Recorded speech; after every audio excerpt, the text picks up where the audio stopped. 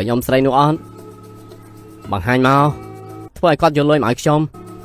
បើធ្វើបានមនុស្សនោះខ្ញុំមិនអាចធ្វើបានទេបាញ់ត្រូវបរិវត្តបាញ់ត្រូវបរិវត្ត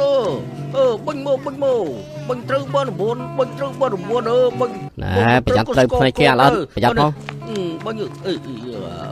ទុកឲ្យយើងលេងដងអីហើយតើមានរង្វាន់ប្រហែលដែរលោកអ៊ំបាញ់ត្រូវបាន20000ហើយបាញ់ខុសបានស្គរគ្រាប់យល់ព្រម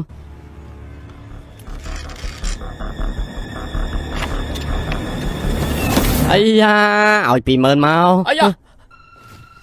យ៉ាឡត់អើយហើយមិនបានច្បាញ់យើងទៅវិញខ្ញុំសុំទោសលោកអ៊ំមិនក៏ទៅជើងជើងវិញដែររ៉ាបាញ់ត្រូវខ្ញុំបាញ់ម្ដងទៀតលោកអ៊ំមកត្រូវសួរ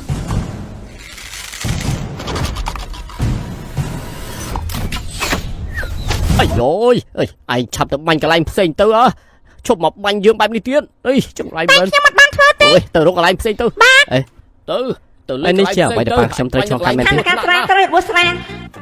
យល់ព្រម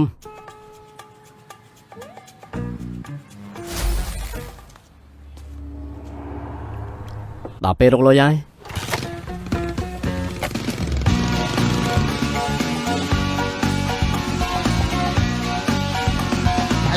យកខាងណាខ្ញុំចាក់30លានមកបាទយកខាងណាខាងក្រោយខាងក្រោយខាងក្រោយបាទអាយខាងសោឥឡូវទៅចាប់យកតើអត់ទេជប់ខ្ញុំចាក់អសតែ20លានទេ20លានទេខាងសនេះវាយកខាងសតើវាយកខាងសអាចចាប់យកហើយ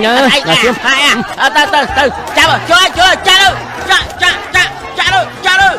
អត់ទៅណែឲ្យខ្ញុំចូលទៅខ្ញុំគ្រាន់តែហៅកូនប្រុសរបស់ខ្ញុំតើអាឡាញអើយហើយthôiទៅចាក់ទៅ